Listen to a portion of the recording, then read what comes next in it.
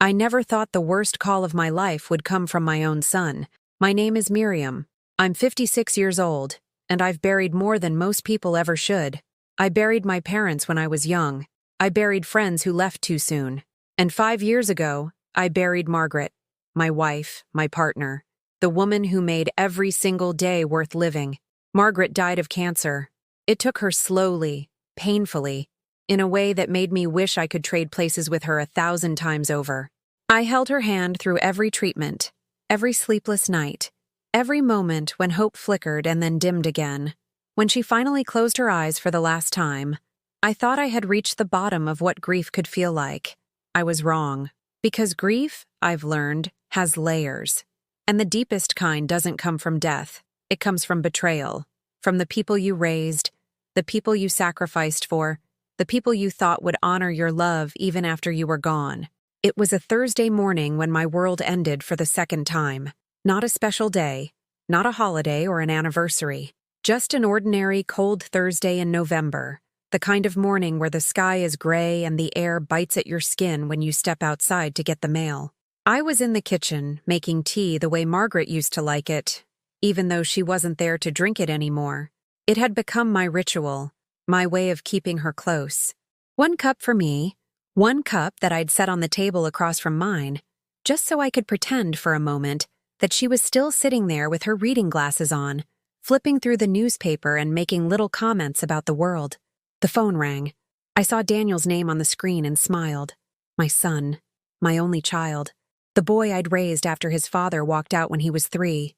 The boy Margaret and I had loved together, had fought for, had watched grow into a man we were proud of, or so I thought. "Hi, honey," I said, putting the phone to my ear while I poured hot water over the tea bag. "How are you? I haven't heard from you in a few weeks."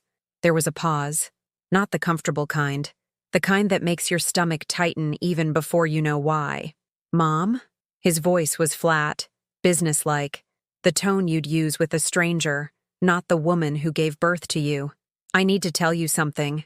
I set the kettle down slowly, my hand suddenly unsteady. "What is it? Is everything okay? Is Emily okay? The kids?" "Everyone's fine." He cleared his throat. "Look, I don't have a lot of time, so I'm just going to say it. I sold the house." For a moment, I thought I'd misheard him. The kitchen seemed to tilt slightly, like I was standing on a boat that had just hit a wave. "What? What do you mean you sold the house?" "Your house." "Well, technically, it was in both our names after Margaret died, remember? You put me on the deed for estate planning purposes. So legally, I had the right to make decisions about it." My heart was pounding now, a sick, heavy rhythm that made it hard to breathe. "Daniel, I live in that house. That's the home Margaret and I built together. Every room, I know, Mom." He cut me off, his voice edged with impatience. "But it was too much for you to maintain anyway. You're getting older. The property taxes were high. It made sense to sell while the market was good. You didn't even ask me." My voice came out as a whisper, but inside I was screaming. "You didn't even tell me you were thinking about this." "I'm telling you now." There was no apology in his tone, no remorse, just cold, calculated practicality. "The sale went through last week. The new owners take possession in 30 days. 30 days. 4 weeks to pack up 23 years of memories. To say goodbye to the garden where Margaret planted roses every spring, to the bedroom where we'd held each other through joy and sorrow, to the kitchen where we'd cooked meals and laughed, and built the small, beautiful life we'd fought so hard to create in a world that hadn't always been kind to us. Where—" I could barely form the words. "Where am I supposed to go?" Another pause. This one longer. And when he spoke again, I heard something in his voice that made my blood run cold. Not anger, not even frustration, just detachment. Like I was a problem he'd already solved in his mind. "I've arranged for you to move into Golden Meadows Care Facility. It's a nice place, Mom. Clean, professional staff. You'll have your own room, meals provided, activities." "A nursing home?" The words came out like a gasp. "Daniel, I'm 56 years old. I don't need— It's assisted living," he corrected, as if the terminology made any difference. "And yes, you do need it. You've been struggling, Mom. I've seen it. Since Margaret died, you've let yourself go. The house was getting run down. You barely leave anymore. This is better for you. Struggling. Let myself go. The words hit me like slaps across the face. Yes, I'd been grieving. Yes, there were days when getting out of bed felt like climbing a mountain. Yes, the house wasn't as pristine as it used to be because I was one person trying to maintain a home meant for two. But I wasn't falling apart. I was healing. Slowly, painfully, but healing nonetheless. Daniel, please. My voice broke. Please don't do this. That house. It's all I have left of her, of us. I can take better care of it, I promise. I'll hire someone to help with maintenance. It's already done, Mom. His voice was firm now, final. The papers are signed. The money from the sale will cover your care facility costs for several years. It's the smart thing to do. Smart. As if love and memory and home could be reduced to a financial calculation. But then he said something that made my legs give out completely. I had to grip the edge of the counter to keep from falling. And Mom, we had to move Margaret's grave too. The world stopped. Everything, sound, time, breath, just stopped. What? The word barely made it past my lips. The cemetery where she's buried. It's been sold to developers. They're relocating all the graves to a newer facility across town. I signed the consent forms on your behalf since you were listed as family. They moved her 2 weeks ago. 2 weeks ago. While I'd been visiting what I thought was her resting place, laying flowers on ground I thought held the woman I loved, she hadn't even been there. She'd been moved, relocated like furniture, like an inconvenience. And no one had told me. You moved her? I could hear my voice rising, hysteria creeping in around the edges. You moved Margaret without telling me? Without asking me? Mom, I'm trying to help you. Help me. I was shaking now, rage and grief twisting together into something I couldn't control.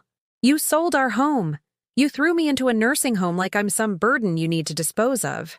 And you moved my wife's grave without even— She wasn't your wife. His voice cut through my words like ice. Not legally. You know that. Same-sex marriage wasn't recognized when she died. Technically, I was her next of kin through adoption paperwork you both set up. So yes, I had the legal right to make that decision. The cruelty of it, the calculated, deliberate cruelty, took my breath away. We'd set up those papers to protect each other, Margaret and I. To make sure that if something happened, we'd have legal standing in a world that tried to deny our love existed.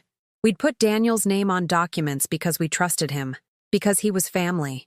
And now he was using that trust as a weapon against me.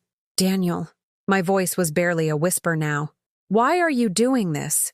For the first time in the conversation, I heard something shift in his tone. Not guilt, not love, but something darker. Something that had been hiding beneath the surface all along. Because you made your choices, Mom. You chose her over everything else. Over what people thought. Over making life easier for me growing up. I had to explain to everyone why I had 2 moms. Do you know what that was like? My heart cracked open. Daniel, we loved you. We gave you everything. You gave me embarrassment.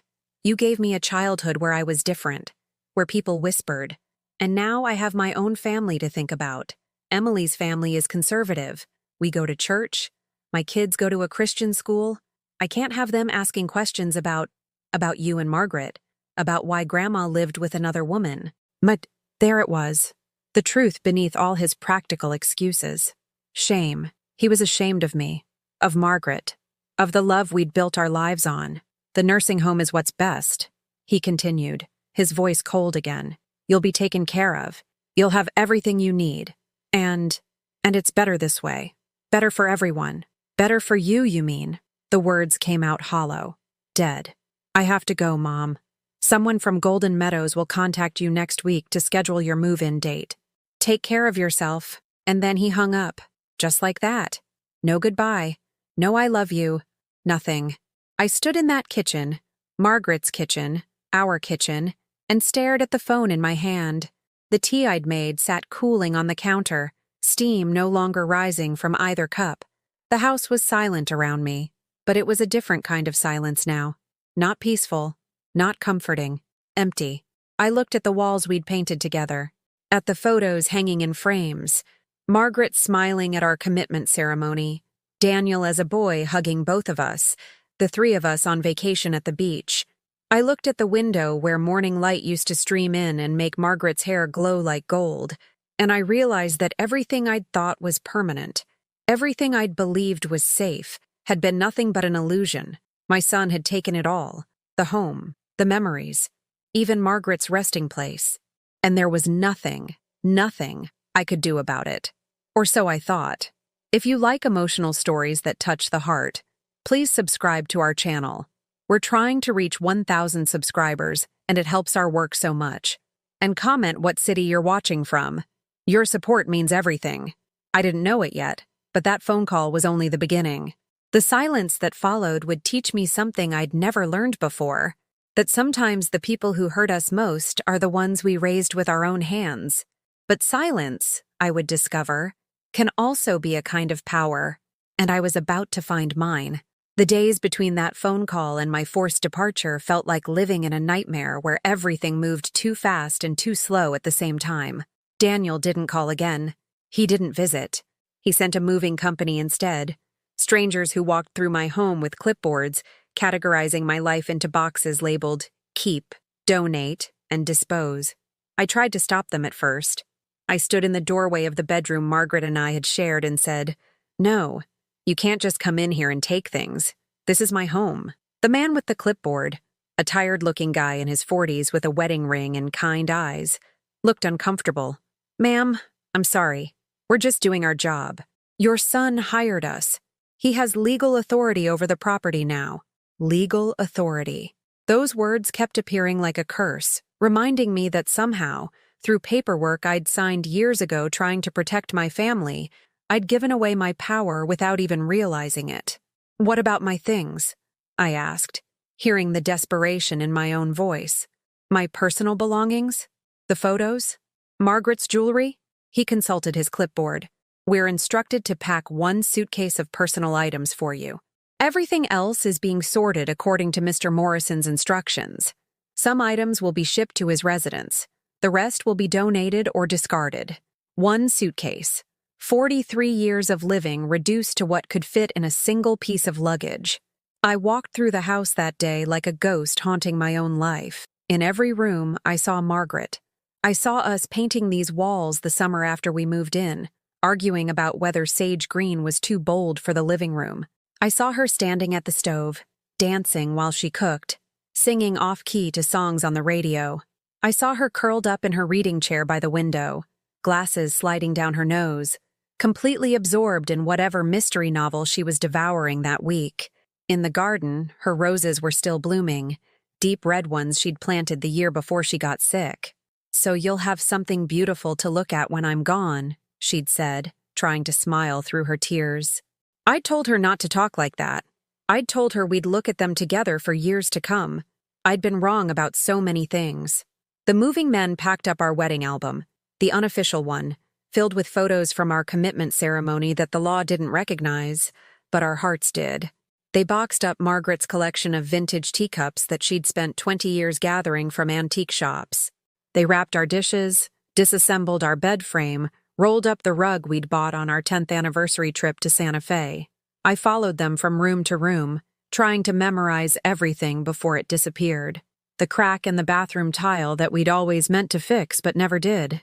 The pencil marks on the kitchen door frame where we'd measured Daniel's height every birthday until he turned 18 and moved away.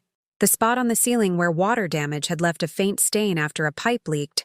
Margaret had said it looked like a butterfly, and after that, I could never see it as anything else. All of it was being erased, packed away, redistributed to people who would never know the stories behind any of it. When they finished, the house looked like a skeleton, empty rooms with dust outlines showing where furniture used to stand, nail holes in walls where pictures had hung. The space felt cold and unfamiliar, as if the love that had filled it for over 2 decades had been sucked out along with our belongings. I sat on the floor of the living room, the only place left to sit, and called Daniel one more time. I had to try. I had to make him understand. He didn't answer. The call went to voicemail. "Daniel, it's Mom." My voice echoed in the empty room. "Please, honey, please call me back. We can talk about this. We can find another solution." I don't need to stay here if the house is too much, but please don't send me to a nursing home. I can get an apartment. I can manage on my own. And Margaret's grave. Please, Daniel, just tell me where she is now. Let me visit her. Let me say goodbye properly. Please. I waited for hours. He never called back. The day they came to take me to Golden Meadows, I woke up at dawn in an empty house that no longer felt like mine. I'd spent the night on the floor with a single blanket, my packed suitcase beside me like a faithful dog. Through the window, I could see the sun rising over the neighborhood where Margaret and I had walked hand in hand 1,000 times, where we'd waved to neighbors and borrowed sugar and shoveled each other's driveways in winter. A van arrived at 8 o'clock. Not an ambulance, thank God for that small mercy, but a medical transport vehicle with Golden Meadows Senior Living printed on the side in cheerful yellow letters that felt like a mockery. The driver was a young woman, maybe 30, with a professional smile that didn't quite reach her eyes. She'd done this before, I could tell. Picked up people who didn't want to be picked up. Delivered them to places they never chose to go. Mrs. Morrison, I'm Ashley. I'm here to help you get settled at Golden Meadows. Do you have everything you need? I looked at my single suitcase. At the house key I was still clutching in my hand, the one that wouldn't work anymore after today, because the locks would be changed for the new owners. No, I said quietly. I don't have anything I need. She had the grace to look uncomfortable. The drive across town took 30 minutes, but it felt like crossing into another country. We passed the coffee shop where Margaret and I used to go every Sunday morning. We drove by the park where we'd had picnics in summer and watched the leaves change in fall. We went right past the street that led to the old cemetery, the one where I thought Margaret still rested, though apparently I'd been visiting an empty plot for weeks without knowing it. Golden Meadows sat on the edge of town, a sprawling brick building trying to look cheerful with its flower boxes and colorful awnings. A sign out front advertised, "Compassionate care for your loved ones," beneath a stock photo of smiling elderly people playing cards. Your loved ones. As if I'd been lovingly placed here by a caring family, instead of dumped like unwanted furniture. Ashley helped me inside, carrying my suitcase while I walked slowly behind her, each step feeling like I was moving further away from everything that mattered. The lobby smelled like industrial cleaner and something else, something I couldn't quite identify but that made my stomach turn. Not unpleasant exactly, just institutional, impersonal. The woman at the front desk greeted us with practiced warmth. "Welcome to Golden Meadows. You must be Miriam. We've been expecting you." Had they? Had Daniel called ahead, given them instructions, told them his inconvenient mother was arriving? They processed me like I was checking into a hospital. Paperwork. Medical history. List of medications. Emergency contacts. And when they asked for that, I had to tell them my son's number, even though the irony of listing him as my emergency contact after what he'd done made me want to laugh or cry or both. "Who's your primary care physician?" the intake coordinator asked, pen poised over her forms. "Dr. Rachel Chen, but she's across town, near where I used to live. We'll need to transfer your care to our facility doctor. It's easier that way, for prescriptions and checkups." Another connection severed. Dr. Chen had known me for 15 years. She'd treated Margaret through her illness. She knew our history, our story. Now I'd be examined by strangers who would see only an aging woman, alone, with nowhere else to go. My room was on the second floor, number 237. Ashley wheeled my suitcase down hallways that all looked identical. Beige walls, fluorescent lights, handrails running along both sides like this was a hospital pretending to be a home. We passed other residents, some walking with canes or walkers, others sitting in wheelchairs parked in doorways, staring at nothing with eyes that had stopped expecting anything good. Was this my future? Sitting in hallways, waiting for meals, watching the same walls every day until I stopped noticing them at all? Room 237 was small, a single bed with metal rails, a dresser with 3 drawers, a chair by the window, a tiny bathroom with a shower that had safety bars and a toilet seat raised high enough for people with mobility issues. Everything designed for function, nothing for beauty or comfort, or the idea that the people living here were still whole human beings with preferences and histories. "I'll leave you to get settled," Ashley said, setting my suitcase on the bed. "Dinner is at 5:30 in the dining hall. Someone will come get you when it's time." And then she was gone, and I was alone in a room that would never be home. I unpacked my suitcase slowly, each item a small heartbreak. The photo of Margaret I'd managed to save, her laughing at something I'd said, her eyes full of light. I put it on the dresser, but it looked wrong there, out of place. A single sweater she'd loved to wear, soft blue cardigan that still smelled faintly like her perfume. I hung it in the small closet even though I'd never wear it. Some of my own clothes, books I'd grabbed without thinking, toiletries that felt absurdly insufficient for the task of rebuilding a life. At the bottom of the suitcase, I found something I didn't remember packing, Margaret's journal. She'd kept it during her illness, writing down her thoughts when the pain got too bad to sleep. I'd never been able to read it after she died. It felt too private, too raw. But now, sitting in this sterile room that smelled like other people's lives, I opened it. The first page was dated 3 months before she passed. Miriam thinks I don't know how scared she is, but I see it in her eyes every morning. She's trying to be strong for me, but I know she's breaking. I wish I could promise her that everything will be okay after I'm gone. I wish I could tell her that Daniel will take care of her, that she won't be alone. But I'm not sure that's true. There's something in Daniel I've never understood. A coldness. Maybe it's because his biological father left, or maybe it's just who he is. Miriam sees the best in everyone, especially him. She believes love is enough to bridge any gap. I hope she's right. But if she's not, if something happens to me and he turns his back on her, I need her to know she's stronger than she thinks, that she deserves every bit of love this world can offer, even if our own son can't see it. The words blurred as tears filled my eyes. Margaret had known. Somehow she'd known that Daniel might do exactly what he'd done, and she'd tried to warn me, tried to tell me I could survive without him. But could I? I closed the journal and looked around my new reality. This small room, these blank walls, this building full of people whose families had decided they were too much trouble, too expensive, too inconvenient to keep in their lives.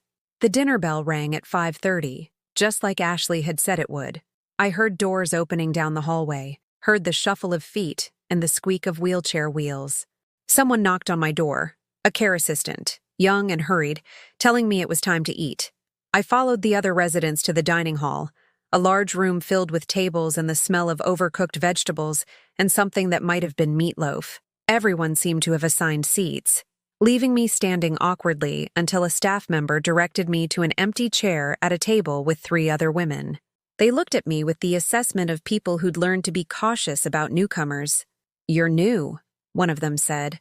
She was thin, with steel gray hair pulled back tight. "What's your name?" "Miriam." "I'm Dorothy. That's Helen and Ruth." She gestured to the other 2 women who nodded but didn't smile. "What did you do to end up here?" It was a strange question, phrased like I'd committed a crime. "My son," I started, then stopped. "How did you explain betrayal to strangers?" "My son thought it would be better," Dorothy snorted. "They all do. Mine said I couldn't manage on my own anymore after I fell once. Once, I broke my wrist and suddenly I'm incompetent." Helen leaned forward. "My daughter took my car keys and my checkbook. Said I was getting confused, that I might hurt myself. I'm 78 years old and I've never had an accident in my life." Ruth was quiet, staring at her untouched food. When she finally spoke, her voice was so soft I almost missed it. "My family stopped visiting 6 months ago. I don't know why."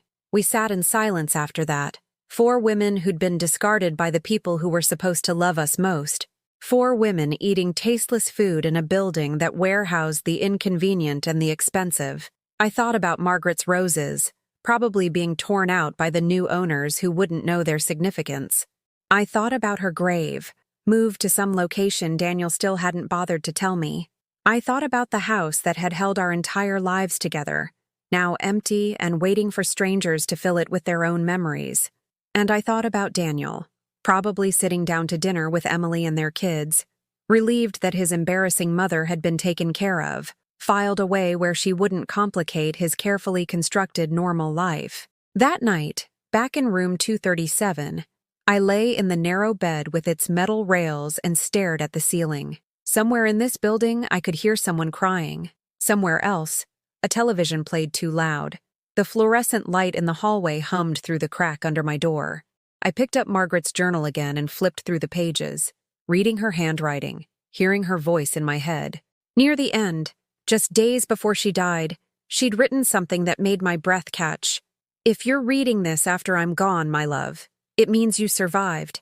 It means you're still here, still fighting, still breathing. That's enough. That's everything. Don't let anyone make you feel small. Don't let anyone convince you that your love wasn't real, wasn't important, wasn't worth the battle we fought to have it. You are stronger than you know, and you are not finished yet. I closed the journal and held it against my chest, feeling the weight of her words settle into the hollow space where my heart used to be. She was right. I had survived. I was still here, but I didn't feel strong. I felt broken, discarded, forgotten. What I didn't know yet was that sometimes being broken is the first step toward becoming something harder to destroy. Sometimes being discarded means you have nothing left to lose. And sometimes the people who throw you away forget that you might find your way back, with claws. The weeks at Golden Meadows blurred into each other like watercolors left in the rain. Wake up at 7 when the morning staff knocked to check if you were still breathing. Breakfast at 8. The same rotation of oatmeal, scrambled eggs, and toast that tasted like cardboard. Morning activities that nobody wanted to attend, but the staff insisted were good for us. Lunch, afternoon rest, dinner. Lights out by 9. I became invisible in a building full of invisible people. The other residents rarely spoke to me after that first dinner. Dorothy had her own table friends. Helen spent most of her time in her room. Ruth sat in the common area staring at a television she didn't seem to watch. We were all islands, separated by our own private griefs, too tired to build bridges. I tried calling Daniel 3 more times in those first 2 weeks. Each call went to voicemail. Each message I left went unanswered. Daniel, it's Mom. Please call me back. I just want to talk to you. Daniel, I need to know where Margaret is buried. Please, just tell me that much. Daniel? Are you getting these messages? Do you even care that I'm here? Silence.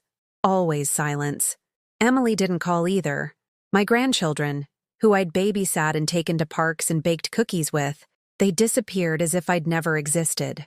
No visits, no cards, nothing. It was Dorothy who finally explained it to me one afternoon when we ended up in the common area at the same time, both of us pretending to read magazines we weren't actually looking at.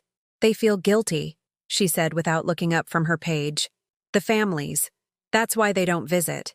Coming here reminds them of what they did, so they just stop coming. They tell themselves you're being taken care of, that you're fine, that this was the right decision. Visiting would force them to see the truth. What truth? I asked. She finally looked at me then, her eyes hard with the kind of knowledge that only comes from experience, that they threw us away like garbage, that we're not fine, that this place is where people come to wait for death because their families decided they were too inconvenient to love anymore. Her words hit me like a physical blow, but I couldn't argue with them. Every day I watched residents sitting by windows, waiting for visitors who never came. Every day I heard the staff make excuses. I'm sure they're just busy, dear, or maybe next week. That everyone knew were lies. The cruelest part wasn't the absence itself. It was the hope that never quite died. The way my heart would jump every time I heard footsteps in the hallway, thinking maybe this time Daniel had come. The way I'd check the visitor's log every evening, scanning for his name, even though I knew it wouldn't be there. One morning during breakfast, I overheard 2 staff members talking near the coffee station. They didn't know I was sitting close enough to hear. "Did you see the Morrison woman's file?" one of them said, a younger woman whose name tag read Jennifer. "The new one?" "Yeah. What about it?" Her son paid for 6 months up front but specified minimal contact.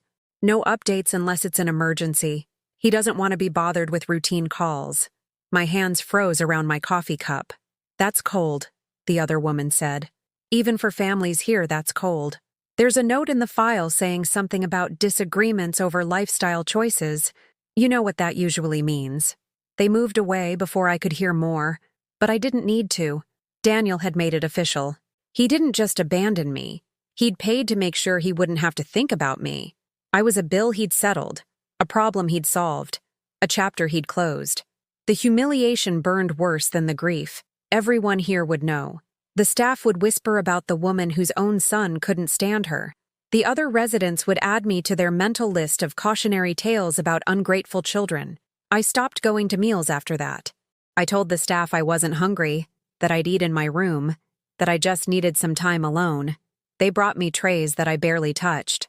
The food grew cold while I sat by my window, watching the world continue without me. Margaret's journal became my only companion.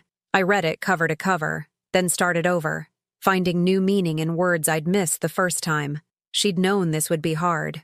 She'd tried to prepare me. But there was one entry that I kept returning to, reading it over and over until I had it memorized. Daniel came to visit today. Miriam was so happy to see him, but I noticed something. He hugged her, said all the right words, but his eyes were somewhere else, calculating something. When she left the room to make tea, he asked me about the house, about our financial arrangements, about what would happen to everything when I died. I told him it was all Miriam's, that she deserved security after everything we'd built together. He smiled, but it didn't reach his eyes. He said, "Of course, that makes sense." But I don't think he meant it. Miriam, if you're reading this, if he's done what I fear he might do, please remember that you put his name on those documents because you trusted him, because you loved him. That's not a weakness. That's who you are. But love given doesn't always mean love returned, and trust broken doesn't mean you were wrong to give it. It means the other person wasn't worthy of it. I was crying by the time I finished reading, tears dripping onto pages that already bore the water stains of Margaret's own grief. She'd seen it coming. She'd watched Daniel circle like a vulture even while she was dying, and she'd tried to warn me. But I'd been blind. I'd believed that blood meant loyalty, that raising a child with love meant receiving love in return. I'd been so incredibly, devastatingly wrong. A soft knock on my door startled me out of my thoughts. I wiped my eyes quickly, expecting one of the staff coming to check on me or deliver another meal I wouldn't eat. Instead, a woman I'd never seen before stepped inside. She was maybe 40, with dark curly hair pulled back in a loose ponytail, and kind eyes that reminded me of the nurse who'd helped me that day I collapsed. She wore scrubs, but they were different from the usual Golden Meadows uniform, more colorful, with little butterflies printed on them. "Mrs. Morrison, I'm Angela. I'm a visiting nurse. I work with several facilities in the area, providing additional care and counseling services." She moved into the room slowly, as if approaching a frightened animal. "The staff mentioned you haven't been eating. I wanted to check on you." "I'm fine," I said automatically, the lie I'd been telling everyone for weeks. She pulled up the chair near my bed and sat down, not hovering over me but positioning herself at eye level. "You know, fine is what we say when we don't want to tell the truth, but you don't have to be fine. Not with me." Something about her tone, the genuine warmth in it, made my defenses crack. "What does it matter? Whether I eat or don't eat, whether I'm fine or falling apart? Who cares?" "I do," Angela said simply. "And I think maybe you do too, or you wouldn't still be fighting." "Fighting?" I laughed, but it came out bitter. "I'm not fighting anything. I'm just existing, waiting in this place until I stop being a burden to everyone." Angela was quiet for a moment, studying me with those perceptive eyes. Then she noticed Margaret's journal on my lap. "What's that you're reading?" I held it protectively. "My wife's journal, from before she died." "Your wife," Angela repeated, and I waited for the judgment, the awkwardness, the subtle shift in tone that I'd experienced so many times before. But it never came. "Tell me about her." And maybe it was because I'd been silent for so long, or because this stranger offered something the people who were supposed to love me hadn't. Simple human kindness. But I started talking. I told her about Margaret, about how we met at a bookstore, both reaching for the same mystery novel, about our first date at a terrible Italian restaurant where the food was awful but we laughed until we cried, about building a life together in a world that tried to tell us our love wasn't real, wasn't valid, wasn't worth protecting. I told her about Daniel, about how we'd raised him together, how Margaret had loved him like her own, how we'd thought family meant forever. And I told her about the phone call, the house, the moved grave, the betrayal that had landed me here. Angela listened without interrupting, without offering platitudes or false comfort. When I finished, my throat raw from talking more than I had in weeks, She handed me a tissue from the box on the dresser. "Mrs. Morrison, can I call you Miriam?" I nodded. "Miriam, what your son did. That's not just cruelty. That's theft. And possibly fraud, depending on how those documents were set up." I shook my head. "He had legal authority. He told me. His name was on everything. Being on documents doesn't give someone the right to act against your interests without your knowledge or consent, especially if you were listed as a co-owner or beneficiary." She leaned forward. "Have you talked to a lawyer?" The question seemed absurd. "I don't have money for a lawyer. Daniel took everything. There are legal aid services, free consultations, and Miriam." She paused, choosing her words carefully. "My husband is an attorney. He specializes in elder law and estate issues. He volunteers some of his time for cases like this, situations where families take advantage of aging parents." "Why are you telling me this?" I asked, suspicion rising. After everything, trusting anyone felt impossible. "Because what happened to you isn't right, and because I see this all the time. People who give up because they think they have no power, no options, no voice. But you do. You're not dead yet, and that means you can still fight back." Fight back. The words felt foreign. I'd spent so many weeks drowning in helplessness that the idea of resistance seemed impossible. "I wouldn't even know where to start," I whispered. Angela smiled. "You start by eating something, by taking care of yourself, by deciding that you deserve better than this." She stood up and moved toward the door, then turned back. "I'll be here on Thursday. If you want to talk more, about anything, I'll listen. And if you want to meet my husband, I can arrange that too. No pressure, no strings. Just an option, if you want it." After she left, I sat holding Margaret's journal, staring at the words she'd written about strength I didn't know I had. Outside my window, the sun was setting, painting the sky in shades of orange and purple that Margaret would have loved. She'd always stopped whatever she was doing to watch sunsets, saying that beauty demanded to be witnessed.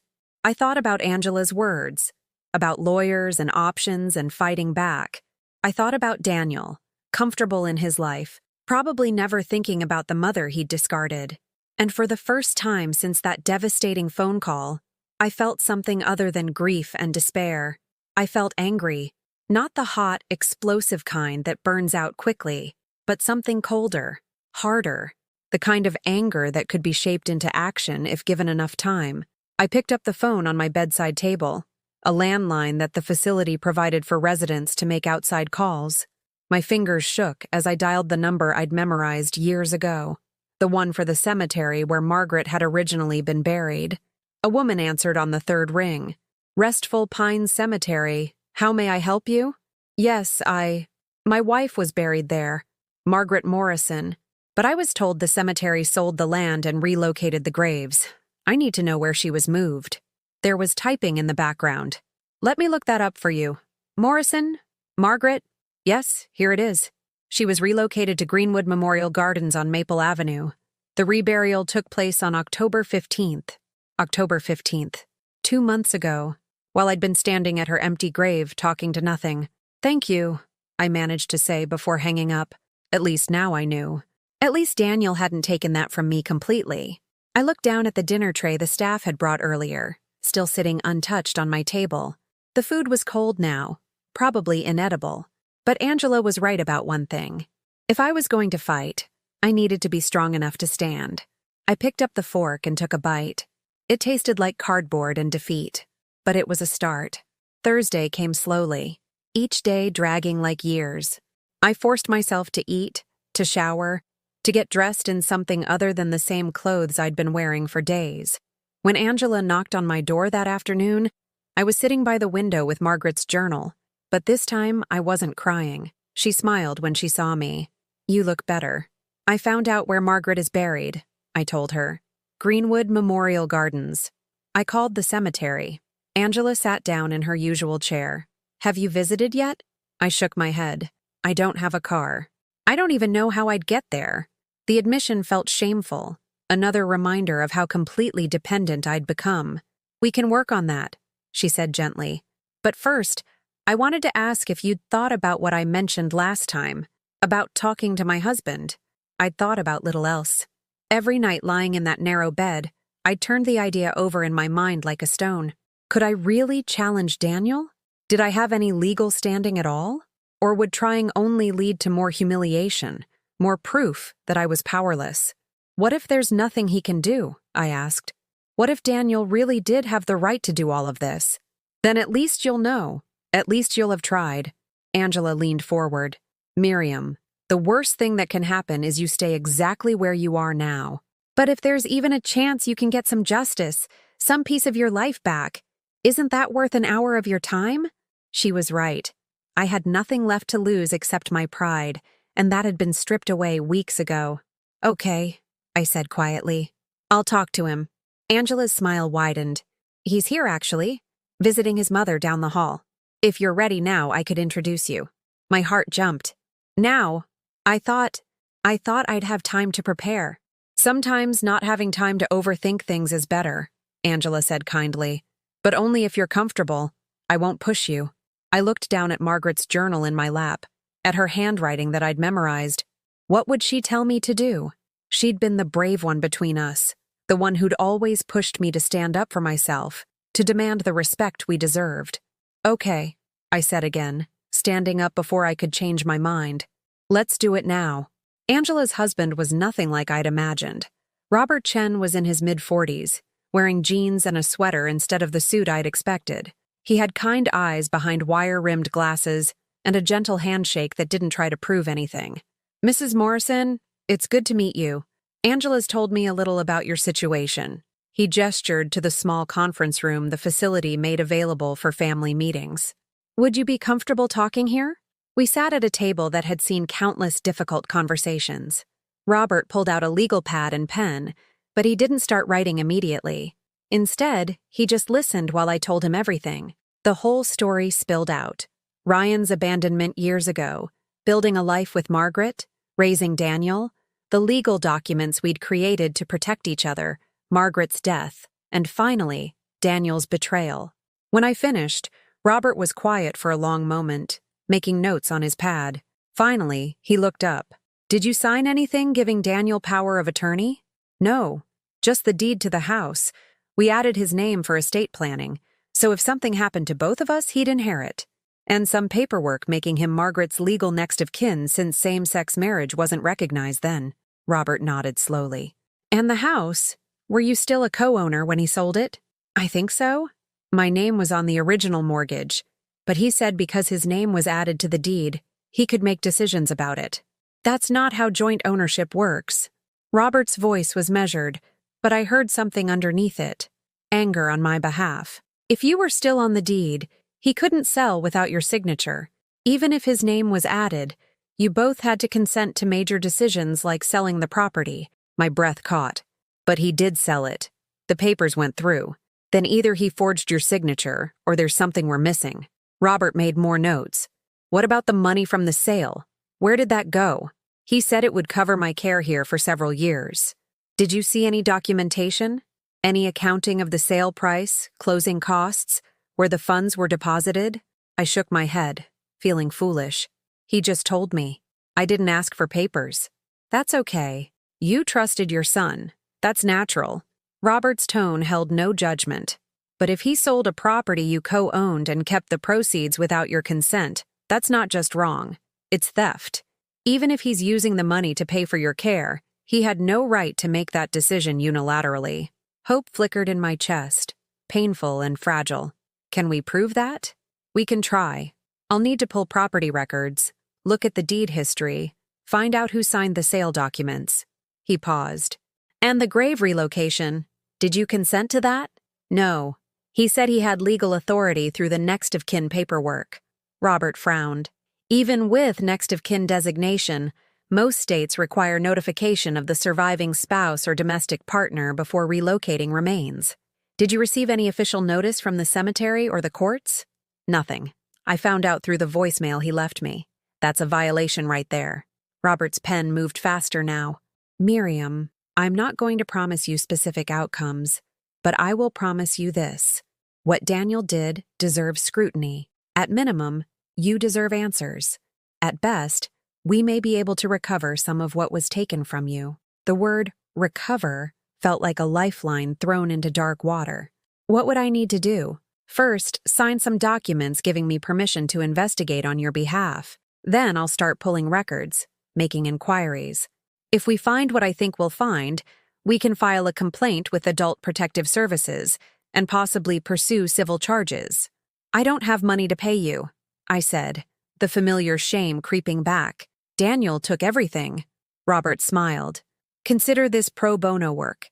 Angela and I decided a long time ago that we'd use what we have to help people who've been hurt by family exploitation. You're not the first person whose children stole from them, and unfortunately, you won't be the last. I felt tears building but held them back. Why would you do this for me? You don't even know me. Because it's right, Robert said simply, and because everyone deserves someone in their corner when they've been knocked down. Over the next 2 weeks, Robert worked quietly while I tried to maintain some semblance of normalcy at Golden Meadows. I started eating regular meals again. I attended some of the activities, sitting in on a book club even though I couldn't focus on the discussion. I talked occasionally with Dorothy, who'd softened toward me after seeing Angela's regular visits. "You've got fight in you after all," Dorothy said one afternoon while we were pretending to do chair yoga in the activity room. "I was worried you'd just fade away like some of them do." "I thought I would too," I admitted. Robert called every few days with updates. He'd pulled the property records and confirmed my name was still on the deed when the house sold. He'd found the closing documents. Daniel had forged my signature on the sale papers. He'd contacted the cemetery and learned they'd sent legal notification to the house, but Daniel had intercepted it and signed consent forms using my name. Each revelation was like another brick being added to a wall of evidence against my son. Each piece of information was both validating and heartbreaking. He hadn't just abandoned me. He'd systematically stolen from me, lied to me, erased me from my own life. "There's enough here for criminal fraud charges," Robert told me during one of his visits. "But I want to give Daniel a chance to make this right before we escalate. Sometimes the threat of legal action is enough to make people reconsider their choices." He drafted a formal legal letter outlining everything Daniel had done and demanding restitution, return of my share of the house sale proceeds, compensation for the emotional distress caused by the grave relocation, and immediate cessation of any decisions made on my behalf without consent. "I'm sending this certified mail to his home and workplace," Robert explained. "He'll have 10 days to respond before we take further action." Those 10 days were the longest of my life. I jumped every time the phone rang, hoping and dreading in equal measure that it might be Daniel calling to apologize, to explain, to somehow make sense of the senseless. The call never came. But on day 9, Robert arrived at Golden Meadows with an expression I couldn't read. He asked to speak with me privately, and we returned to the small conference room where this had all started.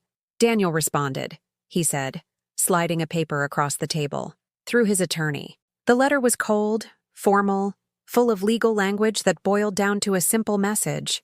Daniel denied any wrongdoing. He claimed I'd been mentally unfit to make decisions about the house. He insisted he'd acted in my best interests.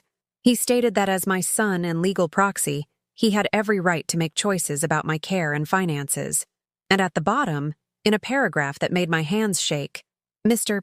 Morrison maintains that his mother's lifestyle choices and relationship with the deceased Margaret Morrison created an unstable environment unsuitable for proper decision-making. He acted to protect family interests and ensure appropriate care for an aging parent exhibiting signs of cognitive decline. Unstable environment. Lifestyle choices. He was claiming I was senile, that my love for Margaret had somehow made me incompetent.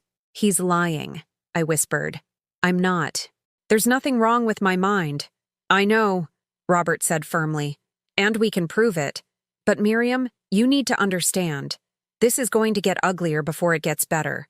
Daniel is digging in. He's hired a lawyer to fight this. If we move forward, it'll mean court hearings, possibly testimony from medical professionals, public records that expose all of this. Will people know? About me and Margaret?" Robert's expression softened. "Probably. If this goes to court, your relationship will be part of the record. People will talk. But Miriam, you have nothing to be ashamed of." I thought about Margaret, about the life we'd built in the face of judgment and discrimination. We'd survived worse than gossip. We'd survived hate and rejection, and a world that tried to tell us we didn't deserve happiness. "I'm not ashamed," I said, surprised by the strength in my own voice. "I'm angry. He's using our love as a weapon against me. He's trying to paint the best thing in my life as some kind of moral failure." "Then let's fight back," Robert said. "Let's show him, and everyone else, that love doesn't make you weak. It makes you worth fighting for." I looked down at the letter again, at Daniel's lawyer's signature, at the words meant to diminish and dismiss everything I'd been. Margaret's voice echoed in my memory. "You are stronger than you know." "Okay," I said. "What do we do next?" Robert smiled, and it wasn't kind. It was the smile of someone preparing for battle. "We file a formal complaint with Adult Protective Services for financial exploitation. We petition the court to investigate the property sale, and we make sure everyone knows exactly what Daniel Morrison did to his own mother. He'll hate me for this," I said quietly. "He already made his choice about your relationship when he dumped you here," Robert replied. "Now you get to make yours. Do you want justice, or do you want to protect someone who didn't protect you?" The answer was easier than I expected. "Justice," I said. "I want justice." The complaint was filed on a Monday morning. Robert explained that Adult Protective Services would open an investigation into financial exploitation of a vulnerable adult.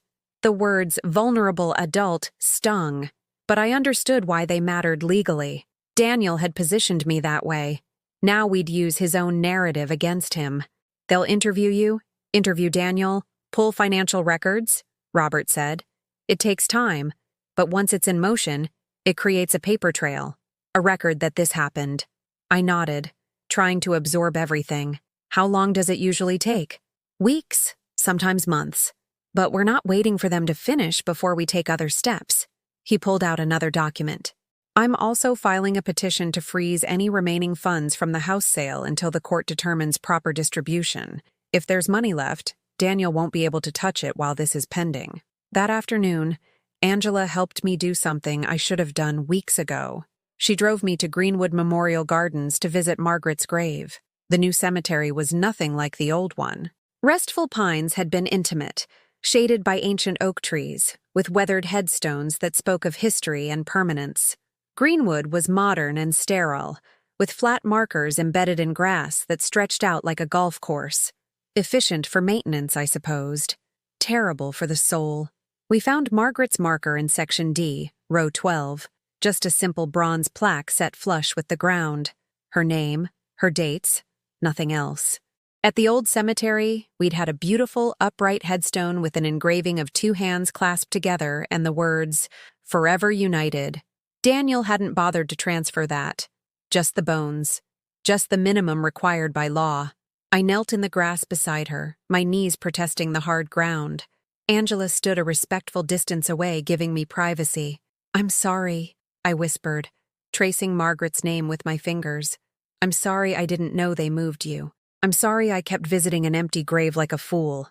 I'm sorry I let Daniel do this to us." The wind moved through the open field, carrying no comfort, no sign, no sense that Margaret could hear me or cared about any of this anymore. She was gone, and I was still here, fighting battles she'd warned me about. "But I'm fighting back now," I continued, tears running down my face. "Robert's helping me. I know it's too late to get our house back, too late to undo what Daniel did. But I'm not letting him win. I'm not disappearing quietly like he wanted." I stayed there for almost an hour, talking to her the way I used to when she was alive, telling her about Golden Meadows, about Angela and Robert, about the anger that had finally replaced despair. Angela never rushed me. When I finally stood up, my knees stiff and my face wet, she simply handed me tissues and helped me back to the car. "Thank you," I said as we drove back, "for all of this, for caring. You remind me of my own mother," Angela said softly. "She was put in a home by my older brother after my father died. He said she couldn't manage alone, took control of her finances, sold her house, made all these decisions without asking her. By the time I found out what was happening, she'd given up fighting. She died 6 months later, and I've always believed she died because she lost the will to live. I'm sorry," I said, understanding now why this mattered so much to her. "Don't be sorry. Just keep fighting. Do what my mother couldn't." The investigation moved slowly, but other things started happening faster. Robert filed a motion to examine the house sale documents. Daniel's attorney fought it, but the judge granted our request. Within a week, we had copies of everything: the forged signatures, the closing statements, the deposit records showing where the money went. $340,000. That's what our house sold for. Daniel had deposited the entire amount into his personal account, not a joint account, not a trust for my care, his personal checking account. "This is slam-dunk fraud," Robert said, showing me the bank statements he'd subpoenaed. "He can claim he intended to use it for your care, but the fact that he deposited it in his personal account rather than a dedicated trust or facility account shows intent to convert your assets for his own use." "What does that mean?" I asked. "It means we've got him, criminally and civilly. The prosecutor's office is already reviewing the case." 2 days later, I got a call from a number I didn't recognize. I almost didn't answer, thinking it might be a telemarketer, but something made me pick up. "Mom?" Daniel's voice hit me like a physical blow. I hadn't heard it since that terrible phone call months ago. "Daniel," I managed to say. "What the hell are you doing?" His voice wasn't cold anymore. It was angry, scared even. "You filed a complaint against me? You got lawyers involved? Do you have any idea what this is doing to my family? Your family?" The words came out sharper than I intended. "What about me? I'm your family, Daniel. You're trying to destroy my reputation. Adult Protective Services showed up at my office. My office, Mom, in front of my colleagues. Do you know how humiliating that was?" The irony would have been funny if it wasn't so painful. He understood humiliation when it happened to him, but he'd had no problem humiliating me. "You stole from me," I said, my voice shaking. "You forged my signature. You threw me into a nursing home and took everything Margaret and I built together.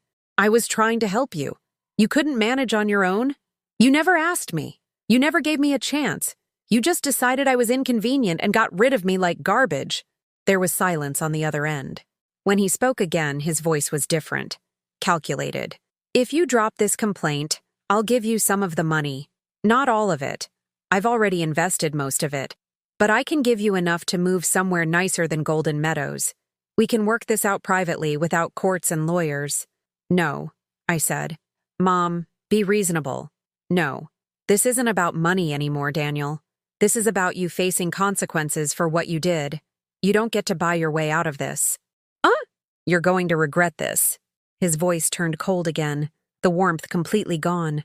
"My lawyer says we can have you declared mentally incompetent. We'll bring in doctors, show that you've been depressed, not eating, exhibiting signs of cognitive decline." "Then do it," I interrupted. "Bring your doctors, bring your lawyers. Let everyone see what kind of man you really are."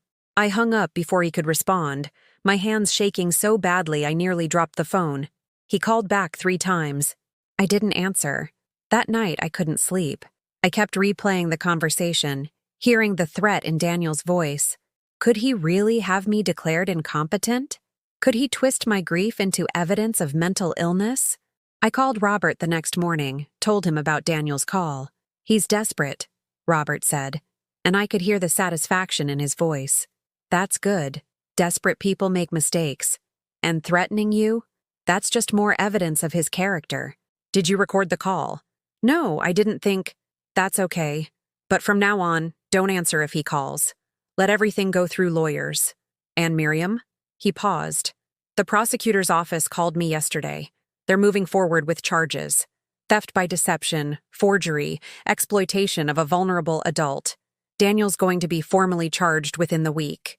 The news should have made me happy. Instead, I felt hollow. This was my son, the baby I'd rocked to sleep, the child I'd protected and loved and sacrificed for, and now he was going to be arrested because of me. "Is this wrong?" I asked quietly. "Am I wrong for doing this?" Robert's answer was firm. "He made his choice when he stole from you. You're just making sure he faces the consequences. That's not wrong, Miriam. That's justice." Justice. I held on to that word like a lifeline.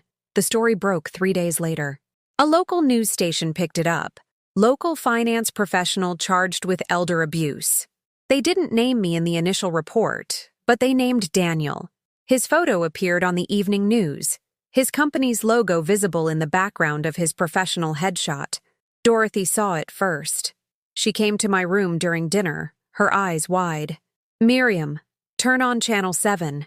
I watched as the anchor described the charges against Daniel Morrison, age 38, accused of defrauding his own mother of hundreds of thousands of dollars and forging legal documents to sell property without consent. The reporter stood outside the courthouse, explaining how the case highlighted the growing problem of financial exploitation of elderly parents by their adult children. The victim, a 56-year-old woman, was allegedly placed in an assisted living facility against her will, while her son sold her home and kept the proceeds, the anchor said. Prosecutors say this case represents a particularly egregious example of family betrayal. My phone started ringing. News outlets wanting interviews. Friends I hadn't heard from in years suddenly reaching out. Even some residents at Golden Meadows knocked on my door, offering support or just wanting to hear the story firsthand. I didn't answer any of it. I sat in my room with Margaret's journal, reading her words again, trying to find solid ground in a world that had shifted completely. Robert called that evening. "Miriam, the story's getting traction. National outlets are picking it up. This is good for the case, but it means attention on you too. Are you okay with that?" Was I? The idea of strangers knowing my story, judging my choices, dissecting my relationship with Margaret and my failure as a mother, it terrified me. But then I thought about all the other women like me, the ones sitting in facilities just like this one, abandoned by families who'd decided they were too expensive or too inconvenient or too embarrassing to love. The ones who'd never fight back because they didn't know they could. "I'm okay with it," I said. "If it helps someone else, I'm okay with people knowing." That night, I finally slept peacefully for the first time in months. The court date was set for 3 weeks out. Robert explained that this was just the preliminary hearing, where the judge would review evidence and determine if there was enough to proceed to trial. But even this first step felt monumental. It meant I'd see Daniel face to face for the first time since he'd thrown me away. The media attention grew. A journalist from a major newspaper called, asking if I'd be willing to tell my story in detail. At first, I refused. The thought of exposing everything, my relationship with Margaret, Daniel's betrayal, my own helplessness, felt like standing naked in front of strangers. But Angela convinced me otherwise. "Your story has power," she said during one of her visits. "There are thousands of women going through exactly what you went through. They need to know they're not alone, that they can fight back." So I agreed to one interview. Just one. The reporter's name was Jennifer Solis. She came to Golden Meadows on a Tuesday afternoon, a woman in her early 30s with intelligent eyes and a gentle way of asking questions that made me feel heard rather than interrogated. We sat in the common room, and I told her everything. About Margaret, about building our life together, about Daniel's shame and his systematic dismantling of everything I'd loved. "Why do you think he did it?" she asked at one point. I'd been asking myself that question for months. "I think he was embarrassed by me, by us. His wife's family is conservative. They go to church. He wanted to fit into their world, and having a mother who loved a woman didn't fit the image he was trying to create. So he erased you." Yes. He erased me. The article ran 2 days before the hearing. It was titled, "A Mother's Fight, When Family Becomes the Enemy." Jennifer had written it with such care, such respect for both the pain and the strength of my story. She quoted Margaret's journal entries, described the empty house and the moved grave, explained how Daniel had used the legal system to steal from his own mother. The response was overwhelming. The newspaper's website crashed from traffic. People shared it thousands of times on social media. Strangers sent letters to Golden Meadows addressed to me, sharing their own stories of family betrayal, or simply offering support. Dorothy brought me a stack of letters one morning. "These came for you. There's more at the front desk." I opened them slowly, reading words from people I'd never meet. A woman in Ohio whose son had stolen her inheritance. A man in Florida whose daughter had convinced doctors he was senile to gain control of his accounts. An elderly couple who'd lost their home to a grandson they'd raised after his parents died. "You're giving us hope," one letter said. "Thank you for fighting." But not all the attention was positive. Daniel's lawyer gave a statement to the press calling me mentally unstable, claiming I'd been unable to care for myself, and that Daniel had acted out of love and concern. Some people believed him. I saw comments online saying I must have done something to deserve abandonment, that children don't just turn on their parents without reason. Those comments hurt more than I expected. The old doubts crept back in. Had I been a bad mother? Had I damaged Daniel somehow by choosing to love Margaret? Was this all my fault? Robert found me crying in my room the day before the hearing. What happened? I showed him my phone, the cruel comments people had left on the news article. He read them silently, his jaw tight. Miriam, listen to me. People who've never experienced what you've experienced will always find ways to blame the victim. It makes them feel safe. If they can convince themselves you did something wrong, they can believe it won't happen to them. He handed my phone back. But you know the truth. I know the truth. And tomorrow, the judge will see the truth. That night, I couldn't eat, couldn't sleep. I paced my small room, practiced what I'd say if asked to testify, changed my clothes 3 times trying to find something that looked dignified and competent, and nothing like the mentally unstable woman Daniel's lawyer had described. Angela came by at dawn with coffee and a kind smile. Robert's waiting downstairs. Are you ready? I wasn't, but I went anyway. The courthouse was old stone and marble, the kind of building designed to intimidate people into respecting the law. Robert met me at the entrance, along with a victim's advocate from Adult Protective Services, a kind woman named Patricia who explained she'd be sitting with me during the proceedings. There might be reporters, Robert warned as we walked toward the courtroom. Don't answer any questions. Just keep walking. We'll talk to the press after if you want to. He was right. Cameras and microphones appeared as soon as we entered the hallway. Questions flew from multiple directions. Mrs. Morrison, how do you feel about your son's arrest? Do you really believe he intended to harm you? Is it true you haven't seen your grandchildren in months? Patricia put her arm around me, shielding me as Robert pushed through the crowd. I kept my head down, focused on putting one foot in front of the other. Inside the courtroom, everything felt surreal. The high ceilings, the wooden benches, the American flag standing in the corner. I'd never been in a courtroom before. Never imagined I'd be here because of my own son. And then I saw him. Daniel sat at the defense table with his lawyer, wearing an expensive suit, and the same expression he'd worn as a child when accused of something he absolutely had done, but refused to admit. Defiant, defensive, entitled. Our eyes met across the room. For a moment I thought I saw something, regret maybe, or fear. But then his face hardened and he looked away, dismissing me the same way he'd dismissed me that day on the phone. Emily sat in the back row, my daughter-in-law who I'd welcomed into our family, who I'd babysat for, who I'd loved like my own daughter. She wouldn't look at me either. Next to her sat Daniel's lawyer, a sharp-looking woman in her 40s who was already organizing papers with practiced efficiency. The judge entered and everyone stood. Judge Martha Rodriguez was a woman in her 60s with silver hair and eyes that missed nothing. She took her seat and gestured for everyone else to do the same. We're here for the preliminary hearing in the matter of the state versus Daniel Morrison, she began, reading from documents in front of her. Charges include theft by deception, forgery, and financial exploitation of a vulnerable adult. Mr. Morrison, you understand these charges? Daniel's lawyer stood. Yes, Your Honor. My client understands the charges and maintains his innocence. We're prepared to show that Mr. Morrison acted in good faith to protect his mother's interests during a period of mental and emotional instability on her part. The judge turned to Robert. And the plaintiff? Robert stood, his voice clear and confident. Your Honor, we're prepared to demonstrate that Daniel Morrison systematically defrauded his mother, forged legal documents, and stole hundreds of thousands of dollars for his personal use. This wasn't protection. It was theft. Pure and simple. For the next hour, I watched as Robert presented evidence. Bank statements showing the house sale proceeds going into Daniel's personal account. Testimony from a handwriting expert confirming the signatures on the sale documents were forged.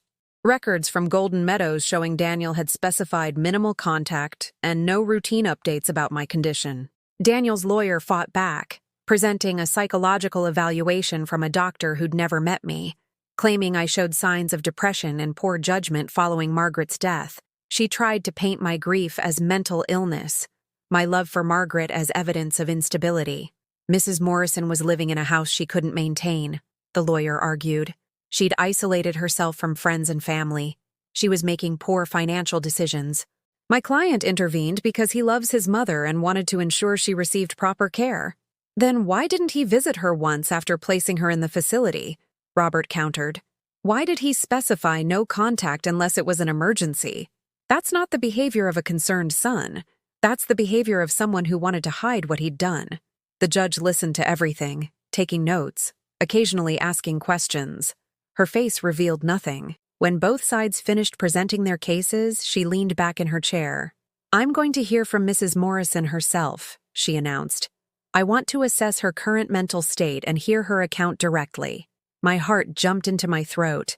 Robert had warned this might happen, but actually standing up and walking to the witness stand felt impossible. Patricia squeezed my hand encouragingly as I stood on shaking legs. The bailiff swore me in. My voice barely worked when I said, "I do." Judge Rodriguez looked at me with those sharp eyes. "Mrs. Morrison, I've read the complaints filed on your behalf and reviewed the evidence presented today. I'd like you to tell me, in your own words, what happened. Start from the beginning." I took a breath, gripping the edge of the witness stand to steady myself. Then I began. I told her about Margaret, about our life together, about raising Daniel and believing he understood that love came in different forms, but was still love. I told her about the phone call, about arriving home to find everything gone, about discovering Margaret's grave had been moved without my knowledge. My voice broke several times. The judge waited patiently, letting me compose myself before continuing. "Did you ever give your son permission to sell your house?" she asked. "No, Your Honor. I didn't even know he was considering it until after it was done."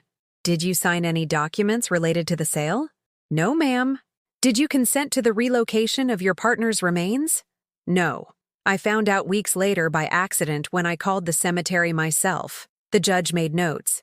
Then she looked directly at me. "Mrs. Morrison, your son's attorney claims you were mentally unfit to make decisions about your care and finances. What do you say to that?" I met her eyes, finding strength I didn't know I still had. "I was grieving, Your Honor. My wife died. I was sad. Sometimes I had trouble getting out of bed. But being sad isn't the same as being incompetent. Daniel never asked me how I was doing. He never offered to help with the house or talk about options. He just decided I was too much trouble and got rid of me. That wasn't love or concern. That was convenience." Something shifted in the judge's expression. Not quite a smile, but something close to approval. "Thank you, Mrs. Morrison. You may step down." Walking back to my seat felt like floating. I'd done it. I'd told my truth in a room where it mattered, where it would be recorded and considered and weighed against Daniel's lies. The judge addressed both lawyers. "I'm finding sufficient evidence to proceed to trial. Mr. Morrison, you're ordered to have no contact with your mother outside of these legal proceedings. A full accounting of the house sale proceeds must be provided to the court within 2 weeks. This hearing is adjourned." The gavel came down with a sharp crack that felt like thunder. Robert turned to me, his face lit with restrained triumph. "We did it. We're moving forward."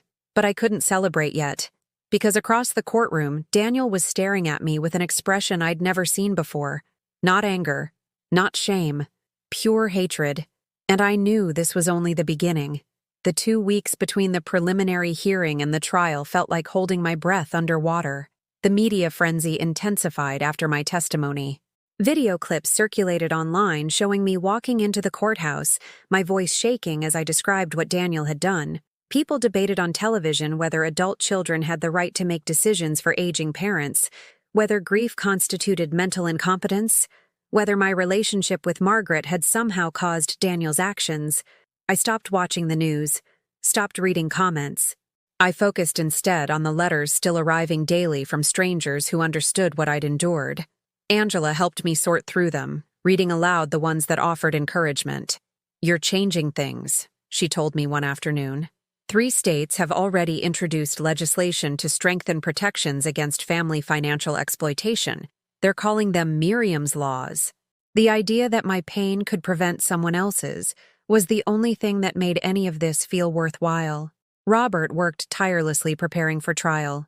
He brought in expert witnesses, geriatric psychiatrists who would testify that grief wasn't incompetence, financial analysts who would trace every dollar of the house sale, even the cemetery director who confirmed I'd never been notified about the grave relocation. "Daniel's lawyer is going to come at you hard," Robert warned during one of our preparation sessions.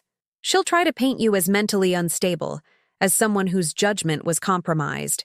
She'll bring up every difficult moment from your past.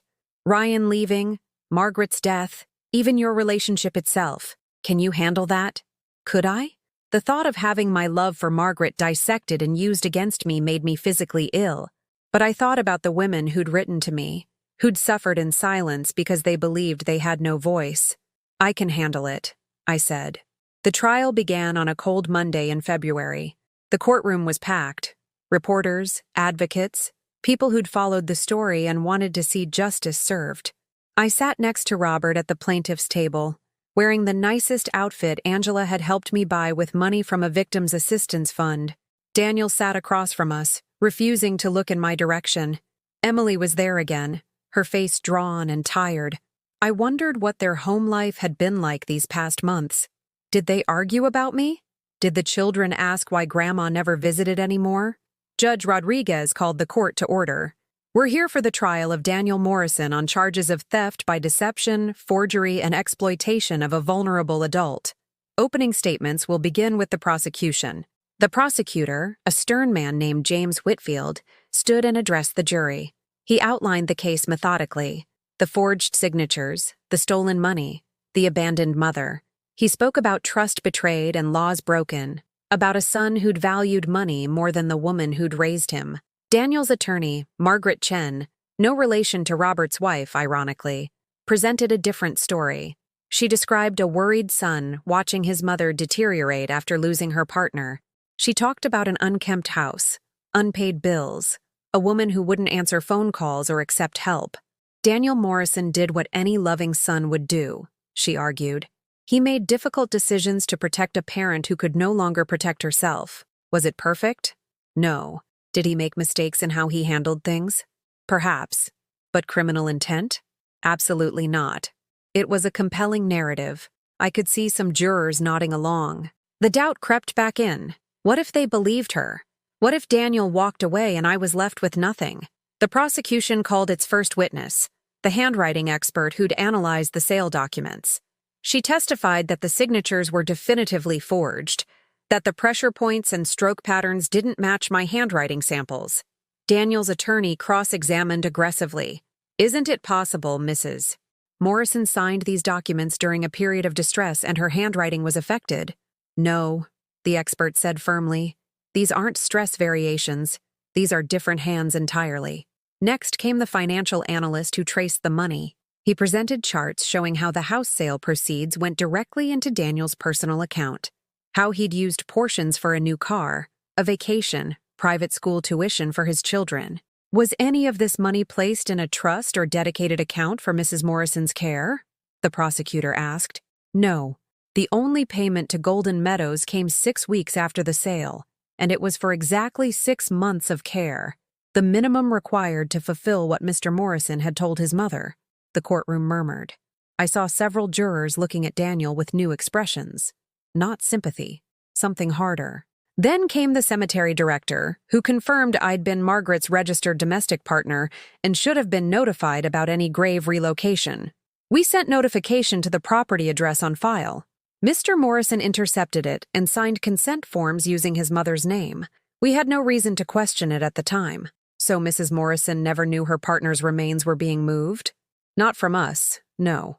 By the time the prosecution rested, I felt hopeful for the first time. They'd built a solid case, shown clear evidence of wrongdoing, but I knew Daniel's defense was coming, and they'd try to destroy me in the process. I was called to testify on the 3rd day. The walk to the witness stand felt even longer than it had during the preliminary hearing. The courtroom was silent except for the sound of my footsteps. The prosecutor asked me gentle questions first. About my life with Margaret, about raising Daniel, about the day everything changed. I told my story again, trying to keep my voice steady even when the memories threatened to break me. Then came the cross-examination. Margaret Chen stood, her expression professional but cold. Mrs. Morrison, you've testified that you were capable of managing your own affairs after Margaret's death. Is that correct? Yes. Yet you also testified that you had difficulty getting out of bed some days, that you sometimes couldn't eat, that you stopped maintaining the house. Correct? I was grieving. Please answer yes or no. You had difficulty with basic daily functions. Sometimes. Yes. And you were seeing a therapist for depression? I hesitated.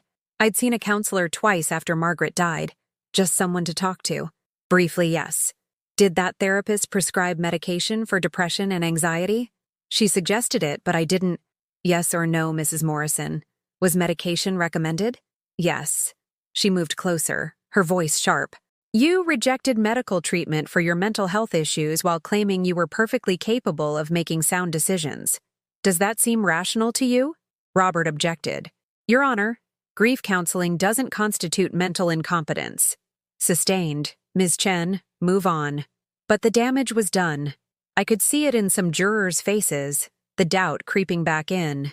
Mrs. Morrison, your relationship with Margaret Morrison, you described it as a marriage, correct? Yes. We had a commitment ceremony. But it wasn't legally recognized at the time? No. Same-sex marriage wasn't legal yet when we... So legally speaking, you were two unrelated adults living together? The question felt like a slap. We were partners. We loved each other. Did your son approve of this relationship? Robert objected again. Relevance, Your Honor? I'm establishing the family dynamic that led to Mr. Morrison's concerns about his mother's judgment, Chen argued. The judge allowed it. I took a breath. Daniel struggled with it sometimes, especially as he got older and understood what it meant. He was embarrassed by it? Perhaps.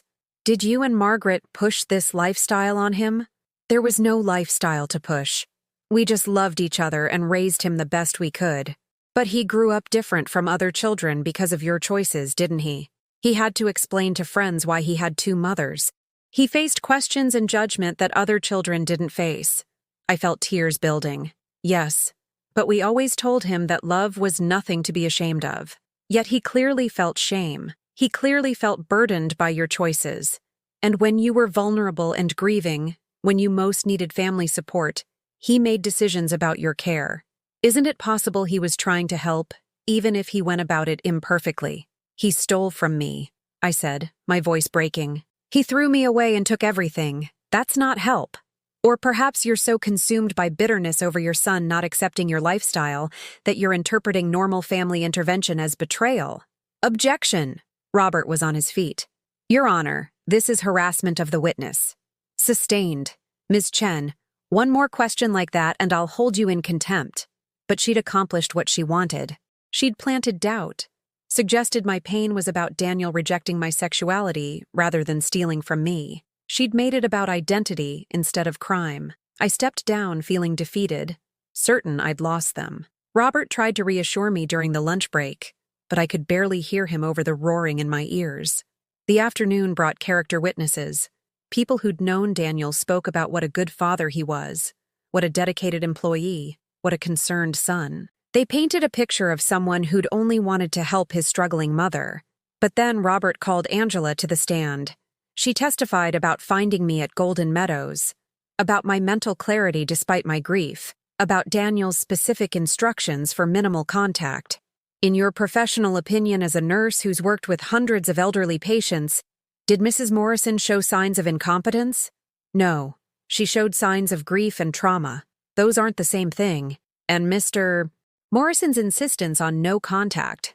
How would you characterize that? In my experience, family members who act out of genuine concern want updates. They want to be involved in care decisions. Mr. Morrison's instructions were the opposite. He wanted distance. That's not concern. That's guilt. The words hung in the air, heavy with truth. Then Robert played his final card. He called Emily to the stand. My daughter-in-law looked terrified as she was sworn in. She avoided looking at both me and Daniel. Mrs. Morrison, you're aware of the charges against your husband? Yes. Has he discussed with you why he sold his mother's house? Emily's voice was barely audible. He said she couldn't take care of it. Did he discuss placing her in Golden Meadows? He said it was the best option. Did you ever suggest visiting her? Bringing the children to see their grandmother? Emily's eyes filled with tears. I asked several times. Daniel said it was better not to, that she needed time to adjust. Did your husband tell you he'd forged his mother's signature on legal documents? Objection. Margaret Chen shot to her feet. Spousal privilege. Your Honor, Robert interrupted. Spousal privilege doesn't apply when testimony involves planning or commission of fraud, the judge considered. I'll allow it. Mrs. Morrison, please answer. Emily looked at Daniel, who was staring at her with an expression that made my blood run cold. She took a shaking breath. He said his name was on the house too, so it didn't matter. But then later, when the investigation started, he asked me to say I'd witnessed her signing papers. To lie for him. Her voice broke. I couldn't do it. I couldn't lie under oath. The courtroom erupted. The judge called for order, her gavel cracking like thunder. Daniel's face had gone white. His lawyer looked stunned. And I realized finally that we were going to win. Not because the evidence was overwhelming, though it was. Not because Robert was brilliant, though he was. But because the truth, once spoken in a place where truth mattered, couldn't be denied anymore. The jury deliberated for 3 hours. When they returned, every face was solemn. Has the jury reached a verdict? We have, Your Honor. On the charge of theft by deception, how do you find? Guilty. On the charge of forgery? Guilty. On the charge of exploitation of a vulnerable adult? Guilty. I heard the words but couldn't quite process them. Guilty. Guilty. Guilty. Each one landing like a bell tolling the end of something terrible and the beginning of something new. Daniel sat frozen as the judge read the verdict, then set a sentencing date for 2 weeks out. Outside the courthouse, cameras surrounded us. This time, I didn't hide. I stood next to Robert and spoke clearly. This wasn't about revenge. It was about justice. It was about showing other people in my situation that they don't have to accept being thrown away, that they have value and rights and worth fighting for. The questions came rapid fire, but I only answered a few before Robert led me away. In the car, I finally let myself cry. Not from sadness this time. From relief so profound it hurt. What happens now? I asked. Robert smiled. Now? Now you get your life back. The sentencing hearing was less crowded than the trial. Most reporters had moved on to other stories, other tragedies, other people's pain transformed into content. But I was there, sitting in the same seat I'd occupied throughout the trial, waiting to hear what consequences Daniel would face for dismantling my life. Judge Rodriguez entered, and the bailiff called the court to order. Daniel stood between his lawyers, looking smaller somehow than he had during the trial. The arrogance had drained away, replaced by something that might have been fear or regret. I couldn't tell which, and I realized I didn't care anymore.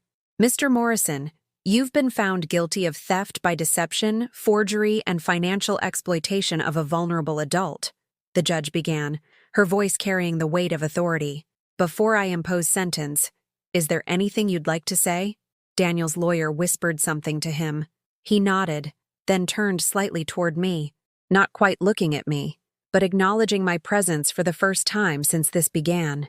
I'm sorry, he said, his voice barely audible. I thought I was doing the right thing. I thought my mother needed help, and I was the only one who could provide it. I made mistakes in how I handled things, but I never meant to hurt her. The words should have meant something. An apology from the son I'd loved and raised and sacrificed for. But they felt hollow, practiced. The kind of statement lawyers craft to influence sentencing rather than express genuine remorse. Judge Rodriguez studied him for a long moment. Mr. Morrison, I've presided over many cases involving family financial exploitation. What distinguishes your case isn't the theft itself, though $340,000 is substantial. What distinguishes it is the calculated cruelty of your actions. She picked up documents from her bench. You didn't just take your mother's money. You systematically erased her from her own life. You sold the home she built with her partner. You moved her deceased partner's grave without notification. You placed her in a facility and instructed staff to minimize contact. You didn't steal from her in a moment of desperation or weakness. You planned it, executed it, and then tried to hide it by painting your victim as incompetent. Daniel's face had gone pale. The courtroom was completely silent. This court sentences you to 4 years in prison, followed by 5 years of probation.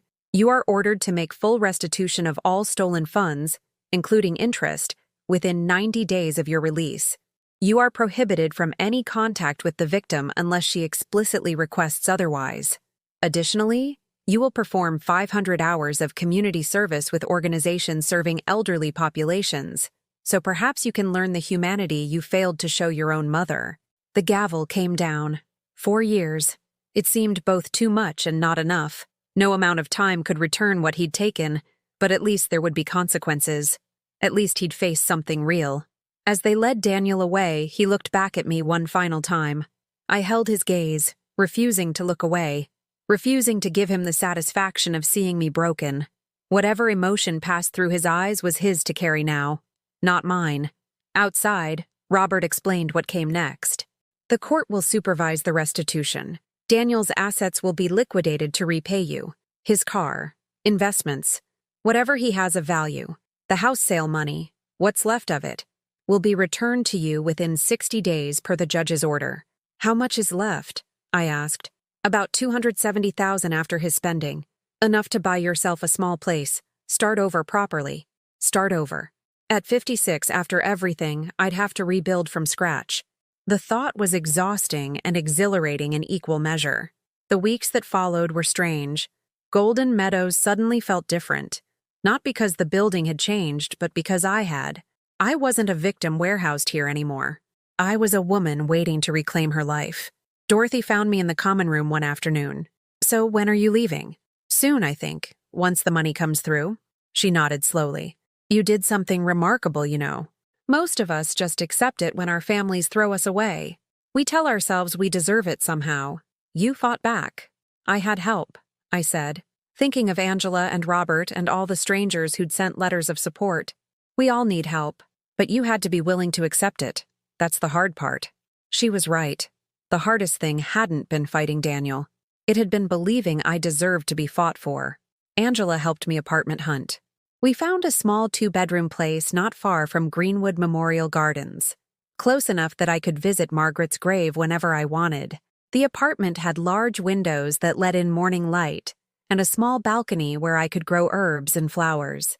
It's perfect, I said, standing in the empty living room and imagining furniture, books, life filling the space.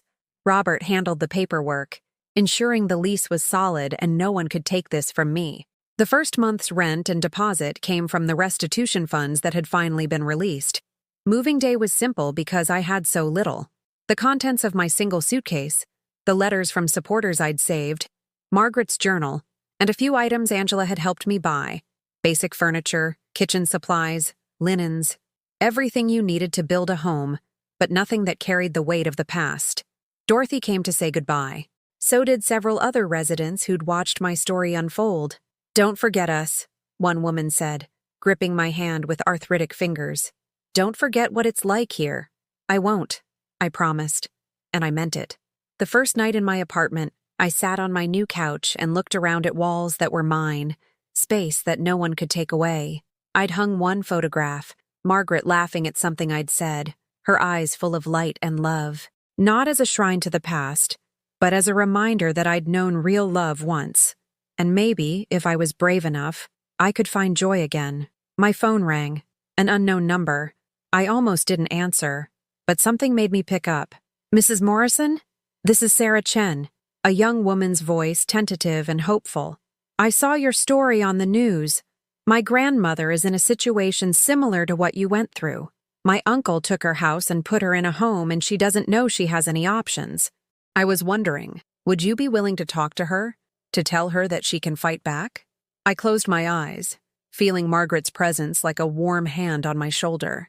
This was what it had all been for. Not revenge against Daniel, not even justice for myself, but creating a path for others to follow. Yes, I said, I'd be happy to talk to her. Over the following months, more calls came. More women who'd been abandoned, discarded, erased by families who found them inconvenient. I talked to each one, shared Robert's contact information, connected them with resources.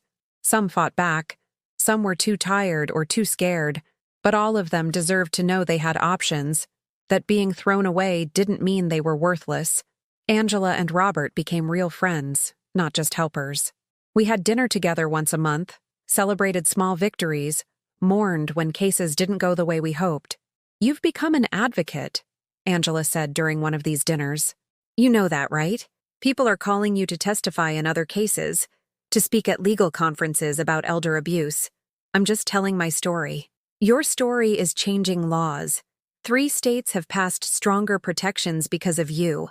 That's more than just telling your story. That's making change." I visited Margaret's grave every Sunday. I brought flowers and sat in the grass and talked to her about everything: the apartment, the advocacy work, the strange new life I was building from the ruins of the old one. "I wish you could see this," I told her one spring morning, 6 months after the trial. "I wish you could see that we won. Not just against Daniel, but against everyone who ever tried to tell us our love didn't matter. It did matter. It does matter. And because of what we had, I know I'm worth fighting for." The wind moved through the trees surrounding her grave, carrying the scent of flowers and fresh-cut grass. I chose to believe she heard me. Daniel's first letter arrived 8 months into his sentence. The prison return address made my hands shake as I held the envelope, debating whether to open it or throw it away unread. Finally, curiosity won. "Mom," it began, and even that single word felt presumptuous. "I've had a lot of time to think about what I did, about who I became. The prison counselor says I need to take responsibility for my actions without making excuses, so that's what I'm trying to do. I stole from you. I betrayed your trust. I convinced myself I was protecting you when really I was protecting myself from the embarrassment of having a mother who didn't fit the image I wanted to project. That was cowardly and cruel, and I'm sorry. I don't expect forgiveness. I don't even know if I deserve to ask for it. But I wanted you to know that I see now what I couldn't see before, that you loved me the best way you knew how, and I repaid that love with terrible selfishness. I hope you're doing okay. I hope you found some peace. Love, Daniel." I read the letter 3 times, searching for manipulation or hidden agenda, but all I found was a man finally confronting what he'd done. It didn't undo the damage. It didn't erase months of suffering, but it was something. A small acknowledgement that maybe, somewhere inside the son who'd betrayed me, the boy I'd raised still existed. I didn't write back immediately. I needed time to decide if I wanted any relationship with him, even a limited one. Margaret's journal had the answer. In an entry I'd read so many times I had it memorized. "Forgiveness isn't about them deserving it. It's about you deserving peace. You get to decide what that looks like. Maybe it means reconciliation. Maybe it means letting go and moving forward without them in your life. Either way, the choice is yours, and whatever you choose will be right." 3 weeks later, I sent a single-sentence reply. "I'm doing well. I hope you find the person you were meant to be. Not forgiveness, not yet, but not hatred either. Just acknowledgement that we were both human, both flawed, both capable of change." A year after the trial, I stood in front of a room full of legislators, invited to testify about a bill that would require court oversight before adult children could place parents in care facilities against their will. My hands shook holding my prepared statement, but my voice was steady as I spoke. "My name is Miriam Morrison, and I'm here to tell you what happens when family members have unchecked power over vulnerable adults. I'm here to tell you about being erased from my own life, and I'm here to tell you that no one should have to fight as hard as I fought just to be treated like a human being with rights and dignity." The bill passed. They called it the Adult Protection and Family Accountability Act, but advocates called it Miriam's Law. I attended the signing ceremony, standing next to other survivors who'd found their voices and demanded change. "This is your legacy," Robert told me as we watched the governor sign the legislation into law. "Not what was taken from you, but what you built from it." That evening, I sat on my balcony watching the sunset paint the sky in shades of orange and purple. Inside, my apartment was warm with the accumulated evidence of a life being lived: books on shelves, dishes in cabinets, photographs on walls. Outside, the world continued its eternal rotation, indifferent to individual suffering, but occasionally, miraculously, bending toward justice. I thought about Margaret, about the life we'd built and lost, and, in a strange way, built again through the fight to honor her memory. I thought about Daniel, serving his sentence and hopefully becoming someone better. I thought about all the women who'd reached out, who'd found strength in my story to demand their own justice. And I thought about myself, 57 now, scarred but standing, broken but healing, alone but not lonely. I'd survived the worst kind of betrayal and discovered something Margaret had tried to tell me all along. I was stronger than I knew, worth fighting for, deserving of love, dignity, and a life lived on my own terms. The sun slipped below the horizon, darkness settling gently over the city. I stood, stretched, and went inside to the home that was truly, finally, mine. Tomorrow I'd visit Margaret's grave. Tomorrow I'd answer emails from women asking for help. Tomorrow I'd continue building this strange, unexpected, hard-won life. But tonight, I simply rested in the knowledge that I'd survived, that I'd fought back, that I'd won, and that was enough.